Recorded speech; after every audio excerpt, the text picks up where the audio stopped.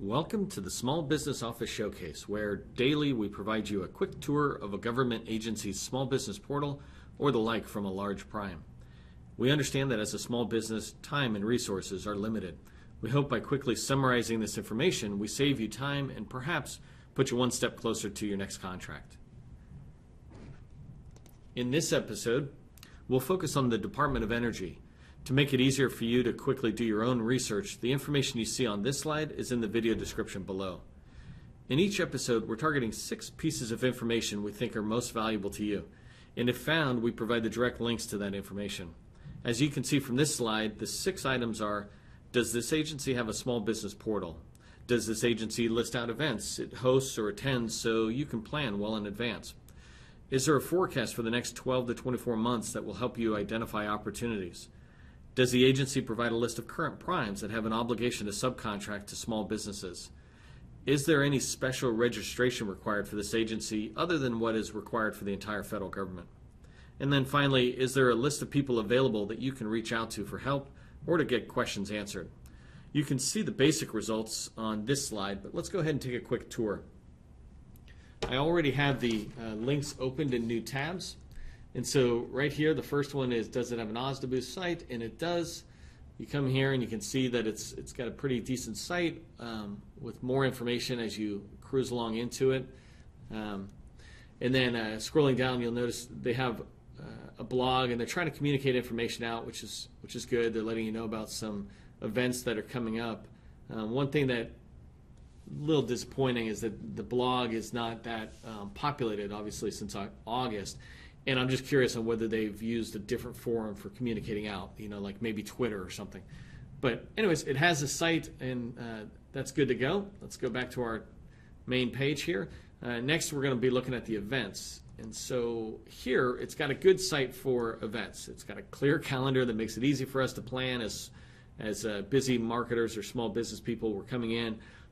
I like looking at this because not only can I see what events does Department of Energy have, but as I go through a couple of months out, which clearly all of us are trying to do, you start seeing events that are out there that are broader than just for energy. For example, you saw the National 8A conference that's out there, and then there's some of these other conferences, this National Small Business Federal Contracting Conference. As a small business, I'd be curious on that kind of stuff. And by looking from agency after agency after agency, you begin to see this pattern of events that are out there. Here's an OPM one that looks pretty good for people to be able to attend. So they have a good calendar. Huge thumbs up on that. And then the next one is forecast. Let's go ahead and take a look at their forecast. First, we'll take a look at their page. When you land on their page, you'll get their guidance right here on just how they expect you to move forward. Again, this is not a tutorial video. It's a tour video. So I'm just going to go through this really quickly, but I recommend you come back if you want to do business with the Department of Energy and learn the process on how they do it. Just so you know, all the way down at the bottom is where you get to the acquisition forecast, and I'm going to flip over to that now. This is a really good forecast as far as I can tell looking at it. It's got good, clean information. If I want to search on my NAICS code, for example, I'm a kind of an IT person, so 5441, for example. 2 things tell me. One is, all right, well, there's only one opportunity they're forecasting.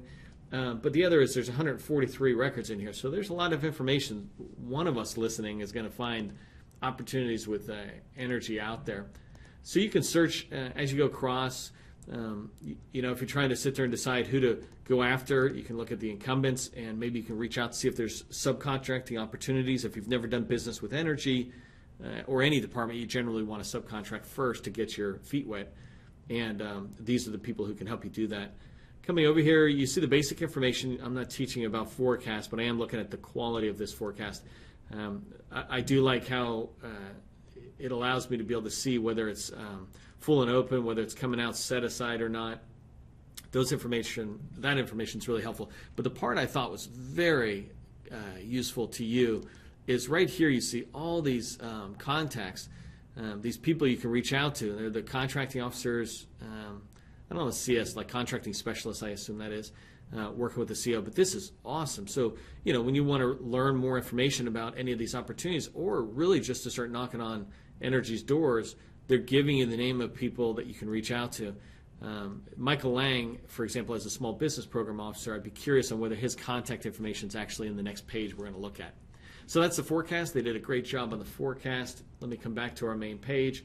Subcontracting, I wasn't able to find anywhere where we could see the current contracts that are out there. Now, I alluded to it with the forecast, but that's different than seeing a list of current vendors that are under contract that are obligated to contract with a small business. For example, if you have an 8A firm and they got a $5 million contract, I don't think they're obligated at all. But if you're a large firm or it's full and open, then you start having some of that obligation. So it'd be nice to see the list.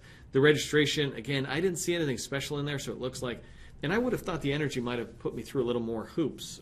So I'm not sure if I missed it. Hopefully the Department of Energy will correct us if we're missing any of that, and I'll update this video if that's the case. And then the last one to look at are the contacts that are available to us.